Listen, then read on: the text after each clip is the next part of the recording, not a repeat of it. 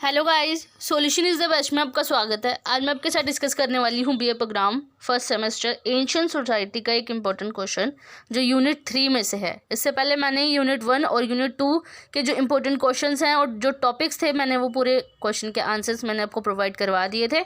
अब है यूनिट 3 का। यूनिट 3 में मेसोपोटामिया सभ्यता से रिलेटेड भी टॉपिक था और मिस्र की सभ्यता से भी रिलेटेड।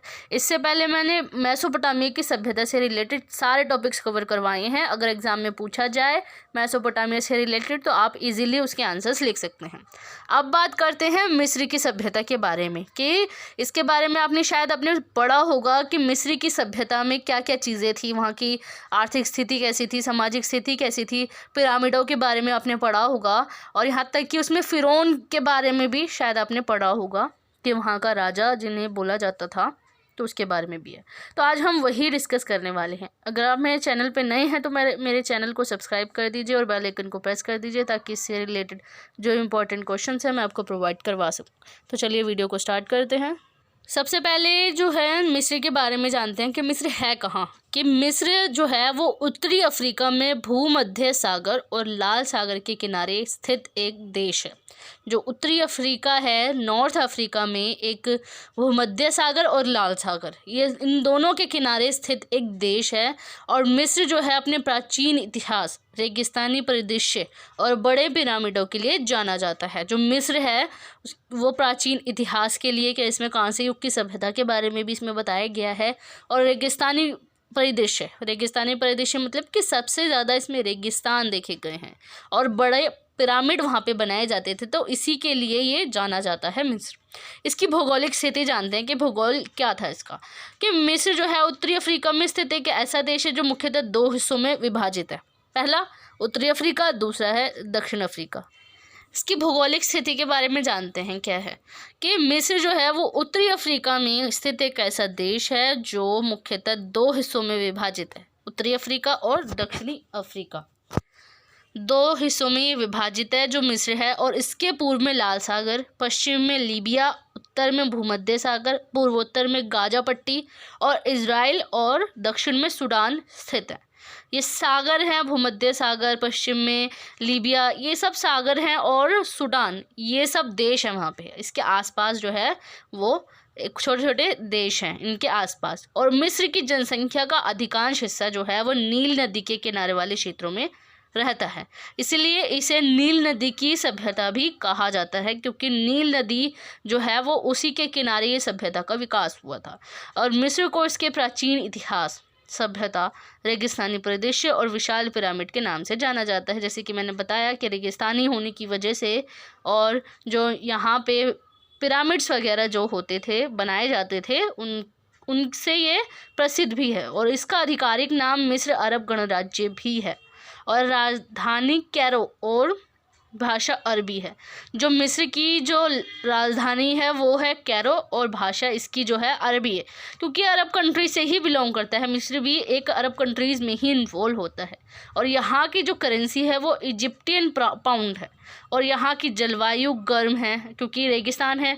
जहाँ तक कि हम लोग भी जानते हैं कि जो रेगिस्तान एरिया होता है वो बहुत ज़्यादा गर्म होता है। वहाँ का जो वेदर होता है वो बहुत ज़्यादा गर्म होता है रेगिस्तानी इलाकों में। और शुष्क गर्मी है और मध्यम ठंडा, मतलब कि मीडियम देखा जाए तो वहाँ पर ठंड भी है। और मिस्र का जो मूल धर्म है इस्लाम है, जो समाज के हर पहलू को नियंत्रित करता है और कानून से समर्थित है। जो मिस्र का जो धर्म है वो इस्लाम धर्म है और जो समाज के हर पहलू को नियंत्रित करता है, समाज का जो हर पहलू है उसको कंट्रोल में रखता है और कानून से समर्थित भी है। संपूर्ण इतिहास जगत में मिस्र का अत्यधिक प्रतिष्ठित और लोकप्रिय प्रतीक निसंदेह वहाँ का पिरामिड है। वहाँ के पिरामिड की वजह से बहुत ज़्यादा फेमस है ये यहाँ का जो देश है, ये जो देश है वो बहुत ज़्यादा फेमस पिरामिडों की वजह से ही है। जैसे ही मिस्र देश का नाम जुबान पर आता है, मानस पटल पर वहाँ के पिरामिड अनायास ही परिलक्षित हो जाते हैं। जैसे कि हम लोग जानते हैं कि मिस्र के बारे में हमने पहले भी काफ़ी टाइम में पढ़ा होगा कि जो पिरामिड के बारे में देखा जाता है, वहाँ पे पिरामिड्स बहुत ज़्यादा क्वांटिटी में वहाँ पे पाए गए हैं। और वास्तव में मिस्र के पिरामिड वहाँ के तत्कालीन फेरो यानी सम्राटों के स्मारक स्थल हैं, जिसके अंदर वहाँ के राजाओं और रानियों और बहुत से बहुचर्चित हस्तियों के शवों को दफनाकर सुरक्षित रखा गया है। ये जो पिरामिड्स वगैरह जो बनाए जाते थे मिस्र में, वहाँ पे बड़े बड़े जो राजा थे, रानियाँ थीं और बहुत बड़ी हस्तियाँ थीं, और उनके शवों को दफनाया जाता था वहाँ पे, कि वहाँ पे जो लाशें वगैरह थी वहाँ पे पिरामिड्स के नीचे लाशों को दफनाया जाता था। और पिरामिड का आकार जो होता था वो त्रिभुजाकार होता है। जो त्रिभुज मतलब कि ट्रायंगल शेप में उनका जो पिरामिड होता था, 3D शेप में देखा जाए तो ट्रायंगल शेप में जो होता है उसके लिए वहाँ पे पिरामिड्स वगैरह बनाए जाते थे ट्रायंगल शेप में, और उनमें उनके नीचे ही शवों को दफनाया जाता था। और इनके किनारों की लंबाई, ऊंचाई और कोणों को नापा जाए तो बहुत सारी चीज़ों की गणना की जा सकती है, खासकर तो पृथ्वी से संबंधित हो, इसलिए पिरामिड को गणित की कुंडली भी कहा जाता है। पिरामिड के चारों कोनों के पत्थरों में बॉल और सॉकेट बनाए जाते हैं ताकि उसका औसत तापमान 20 डिग्री सेल्सियस से ज़्यादा ना रहे। उनके जो कोने होते थे पिरामिड के चारों कोनों की तरफ, वहाँ पे पत्थरों में बॉल, वहाँ के जो पत्थर थे वहाँ पे बॉल और सॉकेट बनाए जाते थे, जिसकी वजह से जो उनका तापमान था वो 20 डिग्री सेल्सियस से ज़्यादा ना हो जाए और भूकंप से भी वो सुरक्षित रह सके। 20 डिग्री सेल्सियस से ज़्यादा होगा तो वहाँ का जो तापमान है वो बहुत बढ़ जाएगा, और बढ़ने की वजह से जो लाशें होती हैं वो सड़ने लगती हैं। तो इसीलिए वहाँ का तापमान थोड़ा ठंडा रखा जाता था ताकि जो सुरक्षित हैं वो शव, लाशें वगैरह, उनको सुरक्षित रखा जा सके। और मिस्र जो है उसमें कुल 138 पिरामिड है, मगर इन सब में गीज़ा का ग्रेट पिरामिड ही सबसे प्रख्यात है।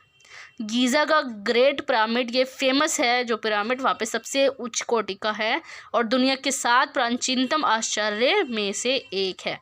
कि 7 प्राचीनतम आश्चर्य जो है उनमें से एक माना गया है गीज़ा का ग्रेट पिरामिड।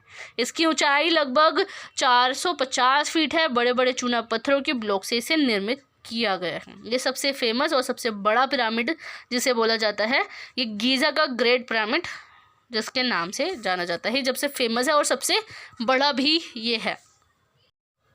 अब थोड़ा सा इसका इतिहास जान लेते हैं कि जो मिस्र की सभ्यता है उसका विकास किस प्रकार से हुआ था। इसकी राजनीति इतिहास के बारे में जानते हैं। मिस्र पर लगभग 31 राजवंशों ने शासन किया था। मिस्र जब अपने टाइम पे बहुत ज़्यादा फेमस था, इसके बारे में जो इसकी सभ्यता का विकास हुआ था, तो 31 राजवंशों ने जो है इस पर शासन किया था। जो राजनीतिक इतिहास के बारे में अगर जाने तो 3 भागों में डिवाइड किया गया है इसके इतिहास को, मिस्र के इतिहास को। जो पिरामिड युग था 3400 ईसा पूर्व से 2160 ईसा पूर्व तक का काल, जिसे पिरामिड युग के नाम से भी जाना जाता है। मैनेज के पश्चात पिरामिड युग में 4 राजवंशों ने मिस्र पर शासन किया था। 4 राजवंश थे जब मिस्र ने शासन किया था मिस्र पर, जो 3400 ईसा पूर्व से लेकर 2100 ईसा पूर्व तक का इनका काल जब था। और इन राजाओं ने फराओं अथवा फरून की उपाधि धारण की थी। इस काल में विशालकाय पिरामिडों का निर्माण हुआ, इसलिए इस अवधि को पिरामिड युग के नाम से भी संबोधित किया जाता है। इस युग के तीसरे राजवंश के शासनकाल में मिस्र में पिरामिडों का निर्माण हुआ। मिस्र में राजा देवी शक्ति से संपन्न माना जाता था। मिल के निवासी फराओं की पूजा करते थे और उसे देवता के समान मानते थे। जो राजवंश थे, 3 राजवंशों का काल चला था इसमें। इस काल के टाइम पे 3 राजवंशों ने इस पर शासन किया था। जो आखिरी का राजवंश था उनके शासनकाल में ही जो थे पिरामिड का निर्माण भी किया गया। और जो फारो जिसे बोलते हैं, फराओ या फरौन जिसे बोला जाता है, वो राजाओं का नाम है। ये राजाओं के नाम को ही फराओ या फरौन बोला जाता था। और इसी काल में ही पिरामिडों का निर्माण भी किया गया। और जो मिस्र के राजा जो थे फारो, वो देवी शक्ति से संपन्न माना जाता था। दैवी शक्ति से मतलब कि बहुत ज़्यादा देवी देवताओं को ज़्यादा, क्योंकि उस टाइम पे जो मिस्र के लोग थे देवी देवताओं को बहुत ज़्यादा मानते थे, तो जो देवी शक्ति थी उससे संपन्न माना जाता था वहाँ का राजा। और मिल के जो निवासी होते थे वो फराओं की पूजा करते थे और उसे देवता के समान मानते थे। जो वहाँ के मिस्र के, ये मिल नहीं है, आई थिंक मिस्र है, और मिस्र के निवासी वहाँ रहने वाले जितने भी लोग थे वो इनकी पूजा करते थे राजा की, और उन्हें ही अपना देवता मानते थे। दूसरा जो शुरू हुआ था काल 2160 से लेकर 1580 तक का काल इनका चला था, जिसमें ये जो युग था वो सामंतों की शक्ति बढ़ गई थी वास्तव में शासन की बागडोर सामंतों के हाथ में आ गई थी, क्योंकि ऐसा हुआ था 3 राजवंशों ने शासन किया, उसके बाद वो हारने के बाद इन पर अधिकार किनका हुआ था? सामंतों का। और इनके प्रभाव के आगे राजा अपने को दुर्बल समझता था। इनका जो प्रभाव जब बढ़ता गया था पूरे मिस्र में, तो राजा कमज़ोर हो गया था इनके आगे, और कालांतर में केंद्रीय शक्ति जो थी वो कमज़ोर हो गई थी, और सामंतों ने छोटे छोटे राज्यों में मिस्र को बांट दिया था। जब इनकी शक्ति बढ़ती गई और जो केंद्रीय शक्ति थी वो कमज़ोर हो गई, तो जो सामंती लोग जो थे, उन्होंने छोटे छोटे राज्यों में मिस्र को बांट दिया, और निजी स्वार्थों की पूर्ति के लिए इन सामंतों ने आपस में लड़ाइयाँ होने लगी सामंतों में, और मिस्र में अराजकता फैल गई थी। ऐसा हुआ था कि खुद की सेल्फिशनेस की चक्कर में इन्होंने अपनी स्वार्थ के लिए, अपनी ज़रूरत को पूरा करने के लिए इन्होंने इनके बीच में ही लड़ाई झगड़ा इन्होंने शुरू कर दिया था, आपस में ही ये लोग लड़ना शुरू कर दिया था इन्होंने, और मिस्र में अराजकता सी फैलने लगी थी। और मिस्र की जो कमज़ोरी थी और विभाजन का लाभ उठाकर ही 2000 ईसा पूर्व में हिक्सोस नामक विदेशी आक्रांता जाति ने मिस्र पर आक्रमण किया और उसके अधिकांश भाग पर अपना प्रभुत्व स्थापित कर लिया गया था, और लगभग 400 वर्षों तक मिस्रवासियों का शोषण होता रहा था। कालांतर में इनके अत्याचारों से उभरकर मिस्र निवासियों ने विद्रोह कर हिक्सोस जाति को 1580 ईसा पूर्व में देश के बाहर खदेड़ दिया था। पहले क्या हुआ था कि जब सामंतों के बीच में लड़ाई होने लगी थी, उन मिस्र में अराजकता सी फैल गई थी, और मिस्र में कमज़ोरी होने की वजह से, क्योंकि राजाएं वगैरह जो थे वो हार गए थे, और जब ये मजदूर जो मिस्र थे उनकी कमज़ोरी होने की वजह से और छोटे छोटे राज्यों में विभाजन होने की वजह से उसका लाभ उठाकर ही हिक्सोस नामक एक आक्रांत जाति थी जिन्होंने मिस्र पर आक्रमण किया था और वहाँ के लोगों का शोषण भी किया था। तो उसके चक्कर में काफ़ी जो मिस्र के लोग थे वो अपने अत्याचारों से वो बहुत ज़्यादा ऊब गए थे, तो इस चक्कर में इन्होंने विद्रोह कर दिया था इनके अगेंस्ट, हिक्सोस जाति के अगेंस्ट। तो उनको 1580 ईसा पूर्व में ही देश से बाहर इन्होंने निकाल दिया था। तीसरी जो काल था वो साम्राज्यवादी युग था, जब 1580 से लेकर 650 ईसा पूर्व तक का काल ये चला था। इस युग में मिस्र का बहुमुखी विकास हुआ था। बहुमुखी मतलब कि हर तरह से इसका विकास होता जा रहा था मिस्र में, और थटमोस प्रथम ने छोटे छोटे राज्यों को संगठित कर एक विशाल साम्राज्य की स्थापना की थी। ये थटमोस प्रथम ने, ये एक राजा थे जिन्होंने छोटे छोटे राज्य जिनका विभाजन किया था सामंतों ने, तो उन्होंने छोटे छोटे राज्यों को संगठित किया, इकट्ठा किया और एक विशाल साम्राज्य की स्थापना कर दी, और थीब्स को उनकी राजधानी बना दिया था। पहले कोई और राजधानी थी और अब थीब्स को उसकी राजधानी बनाया था। और ये काल जो था मिस्र का स्वर्ण काल माना जाता था, क्योंकि इसमें हर तरीके से विकास हुआ था और कई महान शासकों ने मिस्र पर उदारतापूर्वक शासन किया, और उनके काल में स्थापत्य कला, मूर्तिकला, धर्म, दर्शन और विज्ञान के क्षेत्र में बहुत ज़्यादा इनका विकास भी हुआ था। इस सब चीज़ों में इस काल में स्थापत्य कला का भी विकास हुआ, मूर्ति कला का भी देखा गया, धर्म, दर्शन और विज्ञान के क्षेत्र में भी काफ़ी प्रगति देखने को मिली थी। अब तीसरा है रमेसेस द्वितीय, जो है इनका काल था 1198 ईसा पूर्व से लेकर 1167 ईसा पूर्व तक का काल इनका रहा था। ये जो थे वो मिस्र का अंतिम महान शासक रहा था ये, और इसकी मृत्यु के बाद ही मिस्र में योग्य शासक सत्तारूढ़ ना हो सके और परिणाम स्वरूप विदेशी आक्रमण होने लगे थे। 1100 ईसा पूर्व के लगभग असीरिया ने मिस्र के अधिकांश भाग पर अपना प्रभुत्व स्थापित कर लिया, और 332 ईसा पूर्व में यूनानी सम्राट सिकंदर महान ने मिस्र पर कब्जा कर लिया, और सिकंदर की मृत्यु के पश्चात टालमी वंश के शासकों ने मिस्र पर राज्य किया। मतलब कि एक प्रकार से जो है, जब ये रमेसेस द्वितीय जो है जिन्होंने अपना शासन किया था मिस्र पर, उसके बाद सत्तारूढ़ ना हो सके, सत्तारूढ़ मतलब कि सही प्रकार से शासन नहीं चला सके मिस्र पर, तो इसके चक्कर में जो था वो विदेशी आक्रमण इसमें होने लगे, और असीरिया ने जो था वो मिस्र के अधिकांश भाग पर अपना प्रभुत्व स्थापित कर लिया। धीरे धीरे यूनानी सम्राट जो थे सिकंदर ने उन्होंने मिस्र पर कब्जा किया। फिर सिकंदर की जब मृत्यु, तो जो टालमी वंश है उनके शासकों ने मिस्र पर राज्य किया। तो ये एक प्रकार से जो है मिस्र की सत्ता को सही प्रकार से संभाल नहीं सके थे। धीरे धीरे इन लोगों ने मिस्र को पूरी तरीके से ख़त्म कर दिया गया था। तो ये 3 पार्ट्स में डिवाइडेड था इसका काल जो था। अब ये कुछ विशेषताओं के बारे में जानते हैं कि मिस्र में क्या क्या विशेषताएं थी। वहाँ का राजनीतिक जीवन, सामाजिक जीवन और जो वहाँ का राज्य और वहाँ की धार्मिक जीवन के बारे में हम पढ़ेंगे आज। तो इसमें ये है कि मिस्र की सभ्यता का राजनीतिक जीवन व शासन व्यवस्था कि जो मिस्र की सभ्यता थी उसमें राजा राज्य का सर्वोत्तम अधिकारी होता था। जो राजा होता था वहाँ पे जो शासन करता था मिस्र पर, तो वो राज्य का सर्वोत्तम अधिकारी माना जाता था उन्हें। और मिस्र निवासी जो थे वो राज्य को देवपुत्र के रूप में भी मानते थे।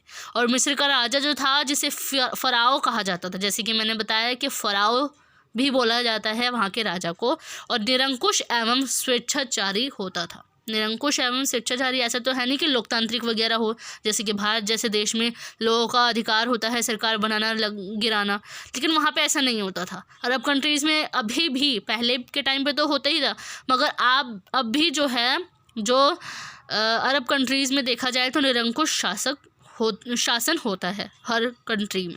और फ़राओ का आदेश जो था मिस्र वासियों के लिए कानून था। जो फ़राओ का आदेश होता था, राजा का जो आदेश होता था वो मिस्र वासियों के लिए होता था। शासन कार्य में राजा को परामर्श देने के लिए सारू नामक एक परिषद होती थी, किंतु राजा परिषद की सलाह मानने को बाध्य नहीं था। इसी प्रकार सम्राट को प्रशासनिक कार्यों में सहायता के लिए कुछ मंत्री होते थे। वहाँ की राजनीति कैसी थी कि मतलब वहाँ का जो राजा था वो बिल्कुल निरंकुश शासन था उसका, और स्वेच्छाचारी था, वो अपनी इच्छाओं से काम करता था। ये नहीं कि लोगों की भलाई के लिए हो या क्या हो, भलाई हो रही है या फिर कि उनका भला हो भी रहा है नहीं हो रहा, तो वो उन सब चीज़ों से उसे कोई फ़र्क नहीं पड़ता था। वो उनका जो आदेश होता था वो सभी मिस्रवासियों को मानना पड़ता था। और जो शासन कार्य में क्या होता था कि राजा को परामर्श देने के लिए सारू नामक एक परिषद होती थी। सलाह देने के लिए परिषद, जैसे कि भारत में परिषद होता है, अंतर्राष्ट्रीय लेवल पर जो परिषद होते हैं उनकी सलाह से ही काम होते हैं। मगर वहाँ पे जो था कि जो राजा थे वो सारू नामक परिषद होती थी वहाँ पे, और राजा परिषद की सलाह मानने के लिए बाध्य नहीं होता था। तो वो सम्राट को प्रशासनिक कार्यों में सहायता के लिए कुछ मंत्री भी होते थे, जो प्रशासनिक कार्यों को करने के लिए वहाँ पे कुछ मंत्री वगैरह भी होते थे। वजीर, जैसे वहाँ पे प्रधानमंत्री के रूप में देखा जाता था, उसका स्थान जो होता था वो सर्वोच्च था। जैसे कि भारत में भी प्रधानमंत्री की पोस्टिंग होती है, और वहाँ पे वजीर बोला जाता था प्रधानमंत्री को। और प्रशासनिक सुविधा के लिए मिस्र को प्रांतों में बांटा जाता, मतलब कि नोम जिसे बोलते हैं, में विभक्त किया गया था। प्रांत मतलब कि छोटे छोटे भागों में बांट दिया जाता था, जिन्हें वहाँ पे प्रांत को नोम बोलते थे। और प्रत्येक प्रांत की देखरेख के लिए एक प्रांतपति नोमार्क की नियुक्ति सम्राट द्वारा की जाती थी। जो प्रत्येक प्रांत के छोटे छोटे भागों में जब विभक्त किया गया था, तो उन प्रांतों की देखरेख करने के लिए भी सम्राट ने उनको नियुक्त किया था, प्रांत पतियों को, कि उनकी जो प्रशासनिक कार्य हैं उनको करने के लिए, जैसे डिपार्टमेंट्स होते हैं तो वो डिपार्टमेंट में बांट दिया जाता था, डिपार्टमेंट्स में। और नोमार्क सम्राट की इच्छा अनुसार प्रांत के शासन कार्यों का संचालन करता था। उन्हीं के जो ऑर्डर देते थे वो राजा, तो वो काम करते थे। और ग्राम शासन की सबसे छोटी इकाई थी ग्राम का शासन प्रबंध स्थानीय सामंतों द्वारा किया जाता था। जो ग्राम शासन की सबसे छोटी इकाई माना जाता था ग्राम को, और ग्राम का जो शासन होता था वो प्रबंध स्थानीय सामंतों द्वारा भी किया जाता था। और साम्राज्य की जो सुरक्षा थी उसके लिए राजा द्वारा स्थायी सेना का गठन किया जाता था। साम्राज्य की सुरक्षा के लिए ही जो राजा के थ्रू ही वो स्थायी सेना का वहाँ पे जो परमानेंट जो आर्मी मैन होते हैं, मिलिट्री वगैरह, वो रखवाई जाती थी। और साथ ही प्रत्येक प्रांत में अस्थायी सेना होती थी जो राज्य में विद्रोहों आदि का दमन करती थी। उनको रोकने का काम इनका होता था। अस्थायी जो परमानेंटली नहीं होते, टेम्पररी जो जिनको रखा जाता था। और मिस्र की स्थायी सेना में घोड़ों और रथों का महत्वपूर्ण भी स्थान देखा गया था। मिस्र का न्याय जो था वो विधान उच्च कोटि का था। मुकदमों की सुनवाई लिखित रूप में की जाती थी। न्याय का सर्वोच्च अधिकारी सम्राट फ़राओ होता था। न्याय का सर्वोच्च अधिकारी मतलब कि जो जैसे कि सुप्रीम कोर्ट के जज होते हैं, अब भारत जैसे में देखा जाए तो सुप्रीम कोर्ट के जज जो होते हैं वही उनका अंतिम फैसला होता था। लेकिन फ़राओ को माना जाता था मिस्र में कि जो फ़राओ राजा वहाँ का जो जिनका शासन होता था वही जो है सुनवाई करता था और फैसला भी वही सुनाता था। दंड विधान जो था वो बहुत ज़्यादा कठोर था। साधारण अपराधी को आर्थिक दंड और जघन्य अपराध करने वाले को अपराध के आधार पर कठोर दंड दिया जाता था। जो बहुत बड़े अपराध करता था उनको उसी के अकॉर्डिंग ही उनको दंड दिया जाता था। झूठी गवाही देने वाले को फांसी की सज़ा भी दी जाती थी। और मिस्र में राज्य की आय का मुख्य साधन कौन था? भू राजस्व था। भू राजस्व मतलब कि जो किसानों से वसूल किया जाता था, जो कर वगैरह वसूल करने को जिसे बोलते हैं, भू राजस्व उनको बोला जाता है। और सिंचाई जो थी वो अर्थदंड एवं चुंगी से भी राज्य को भारी आय होती थी। फराव को अधीनस्थ शासकों व सामंतों द्वारा दिए जाने वाले उपहारों के रूप में भी भारी आय प्राप्त होने के प्रमाण भी इसमें मिले हैं। अधीनस्थ शासक होते थे और जो सामंती वगैरह जो लोग होते थे, तो वो लोग आय के रूप में ही फराव को एज अ गिफ्ट उनको दिया करते थे वहाँ के लोग। अब आता है मिस्र की सभ्यता का सामाजिक जीवन के वहाँ का सामाजिक जीवन कैसा था। प्राचीन मिस्र के सामाजिक जीवन को 3 भागों में डिवाइडेड किया गया है। पहला वर्ग है प्रथम उच्च वर्ग जिसे बोला जाता है, जिसमें सम्राट, सामंत, पुरोहित, जमींदार, राज्य के उच्च पदाधिकारी आदि इसमें इन्वॉल्व होते थे। बड़े बड़े लोग इसमें होते थे, बड़े बड़े हस्ती के लोग इसमें इन्वॉल्व हुआ करते थे उच्च वर्ग में, जिसे और इनका जो जीवन था वो वैभव एवं ऐश्वर्य से परिपूर्ण था और समाज में इन्हें विशेष सम्मान प्राप्त था। ये राजकीय करों से मुक्त होते थे तथा इन्हें राज्य द्वारा विशेषाधिकार भी प्रदान किए जाते थे और ये राजमहलों अथवा विशाल भवनों में शान शौकत के साथ रहते थे। इनका जीवन स्तर उच्च कोटि का था। जो उच्च वर्ग के लोग थे वो बहुत ज़्यादा ऊंची हस्ती के लोग थे। वहाँ पे उनकी जो लाइफस्टाइल थी बहुत अच्छी थी। वो बड़े बड़े भवनों में, बड़े बड़े घरों में, महलों में रहा करते थे और इनकी जो ज़िंदगी थी वो बहुत ऐशो आराम के साथ ये लोग जी रहे थे। दूसरा जो वर्ग था वो मध्य वर्ग था, मिडिल क्लास जिसे बोला जाता है। वो तो हाई क्लास के थे।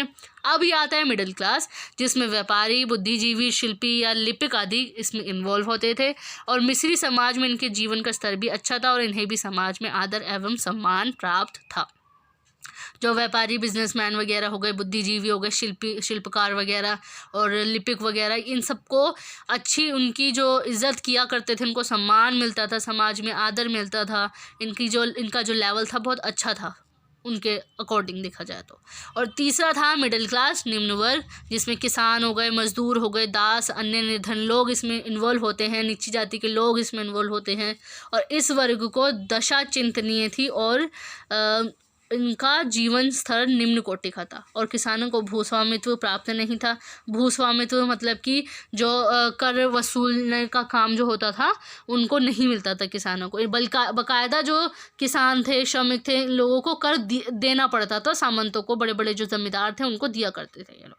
और सामंत और जमींदार जो थे उनके द्वारा किसानों का शोषण भी किया जाता था और इनकी जो हालत थी बहुत दयनीय स्थिति की थी, बहुत ज़्यादा ख़राब थी। मज़दूरों और दासों की दशा बहुत ज़्यादा शोचनीय थी। शोचनीय भी वही होती है कि बहुत ज़्यादा ख़राब होना, और इस वर्ग के लोगों से ज़बरन बेगार कराया जाता था। मिस्र के विशाल पिरामिडों का निर्माण दासों द्वारा ही किया गया था।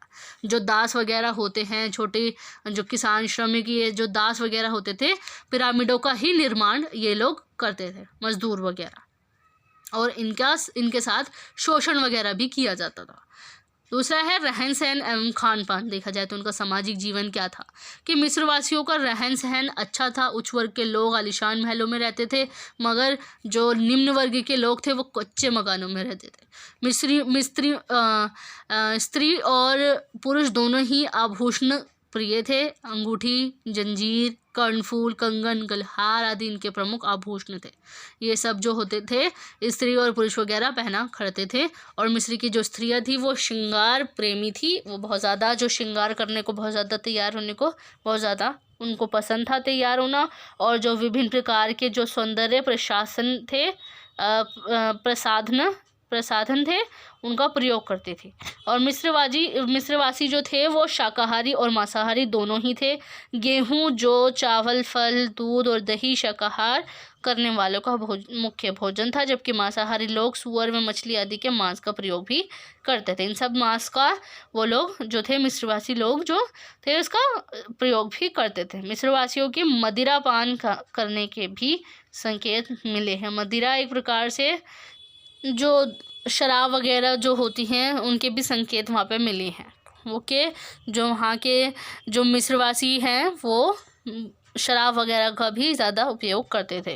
और मनोरंजन के लिए क्या करते थे, पशुओं की लड़ाई करवाना, नृत्य, संगीत, शारीरिक कलाबाजी हो गई, कुश्ती हो गया, पक्षियों की लड़ाई करवाना, मछली मारना आदि इनके मनोरंजन के मुख्य साधन भी रहे हैं। और महिलाओं की स्थिति कैसी थी कि मिस्र में नारियों की स्थिति पर्याप्त अच्छी थी।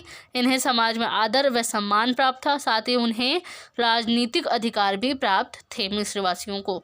और परिवार की संपूर्ण धन संपत्ति पर स्त्री का भी अधिकार होता था। और मिस्र का जो समाज था वो मात्र सत्तात्मक था और फलतः स्त्रियां पुरुषों पर शासन करती थी। सामान्यतः मिस्र में एक विवाह की प्रथा थी, किंतु राजा व धनी वर्ग के लोग एक से अधिक विवाह भी करते थे।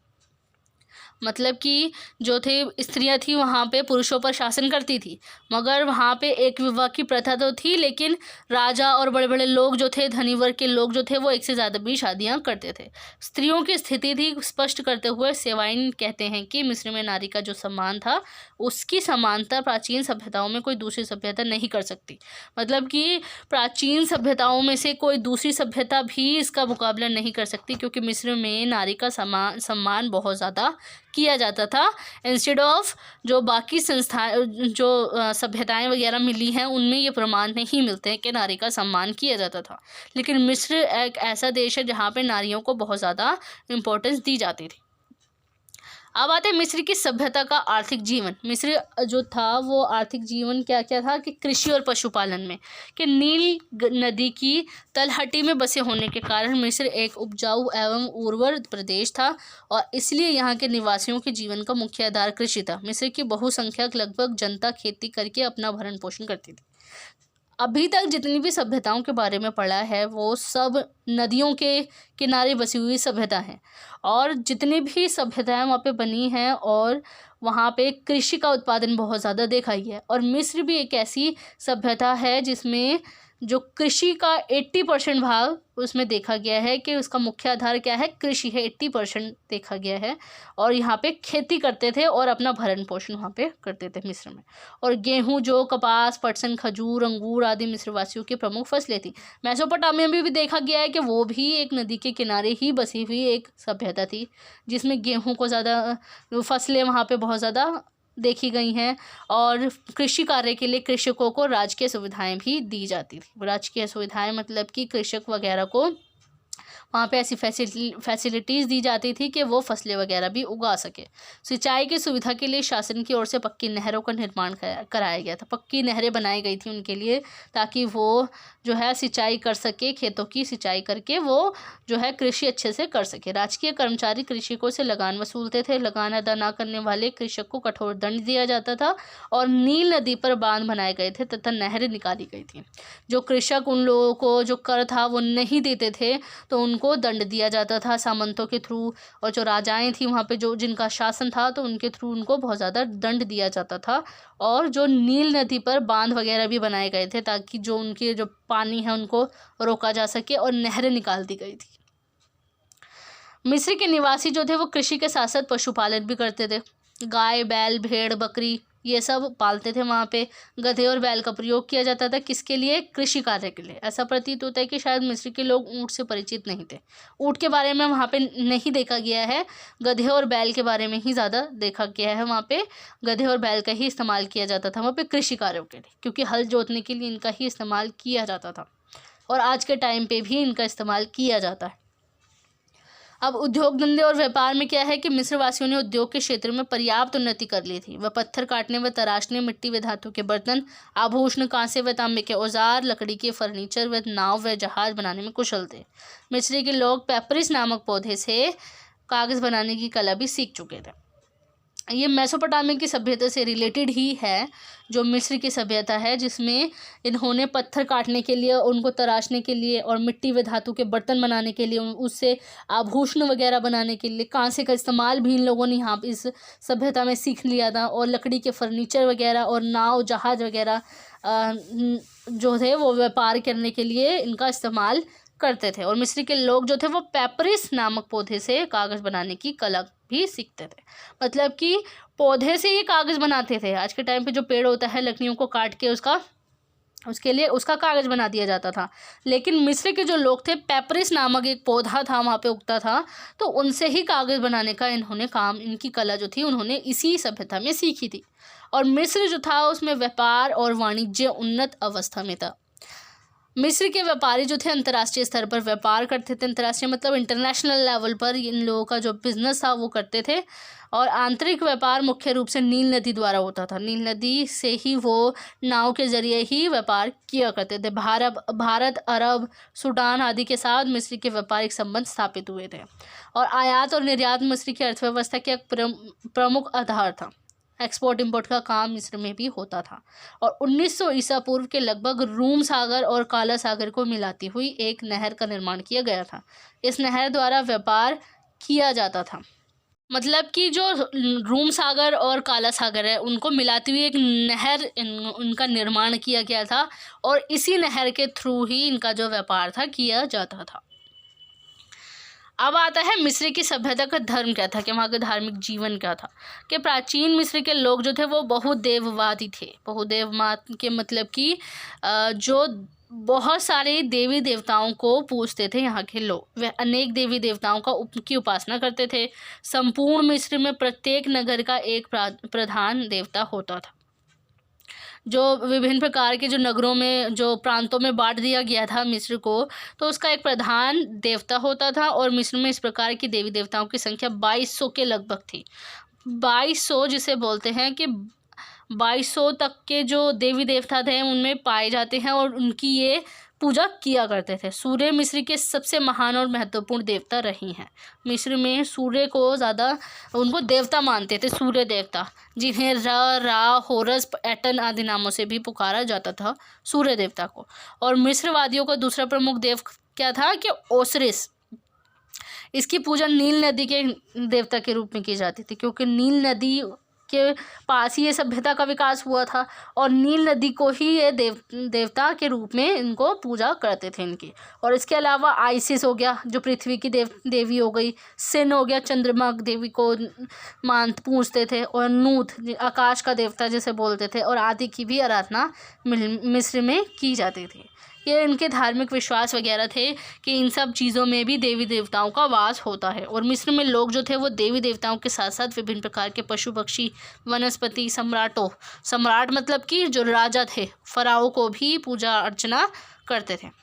ये जानवरों को, पेड़ पौधों को, जो पक्षियों को और राजाओं को भी पूजा करते थे, उनकी पूजा करते थे। और मिस्र के लोग जो थे वो लोकोत्तर जीवन एवं पुनर्जन्म में विश्वास रखते थे। जो पुनर्जन्म होता है इनका ये विश्वास रहा था कि व्यक्ति की मरने के बाद भी उनकी जो है दोबारा से इनके अंदर आत्मा का वास होता है। पुनर्जन्म में भी ये विश्वास रखते थे। वे अपने व्यक्तियों के मृत शरीर को सुरक्षित रखने के लिए पिरामिडों का निर्माण किया करते थे। उनका मानना ये था कि मरने के बाद भी उनके अंदर आत्मा का वास होता है, इसीलिए वो मिस्र में पिरामिडों का निर्माण किया करते थे।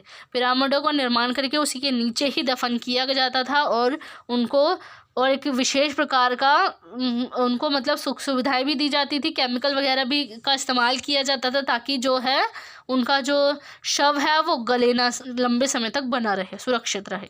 और वह मृत शरीर को दफनाते समय दैनिक जीवन में उपयोग की वस्तुएं व सुख सुविधा की वस्तुएं पिरामिडों में रखते थे। और मिस्रवासी मृतक के शव को एक विशेष प्रकार का रासायनिक लेप लगाकर एक संदूक में बंद करके सुरक्षित रख देते थे और इसे मिस्र में मम्मी कहा जाता था। मिस्रवासियों ने अपने देवी देवताओं के लिए विशाल मंदिर बनाए जिसमें कारनाक और अबू सिम्बल का मंदिर विश्व प्रसिद्ध है। मतलब कि ये लोग क्या करते थे, एक प्रकार से एक रासायनिक लेप लगा दिया जाता था, केमिकल लगा दिया जाता था और उन्हें संदूक में बंद करके उसमें दफना दिया जाता था और उसे मम्मी के नाम से जाना जाता था। जैसे कि आप लोगों ने पढ़ा होगा, मम्मी जिसे बोलते हैं, मूवी वगैरह भी आई है द मम्मी जिसमें बोलते हैं, तो वो मिस्र में मम्मी के नाम से ही उनको माना जाता था, उनको कहा जाता था और उन्हीं की वो पूजा भी करते थे। और इसके अलावा देवी देवताओं के लिए बड़े बड़े मंदिर वगैरह भी बनाए गए हैं, जिनमें करनाक अबू सिम्बल का मंदिर भी विश्व प्रसिद्ध है।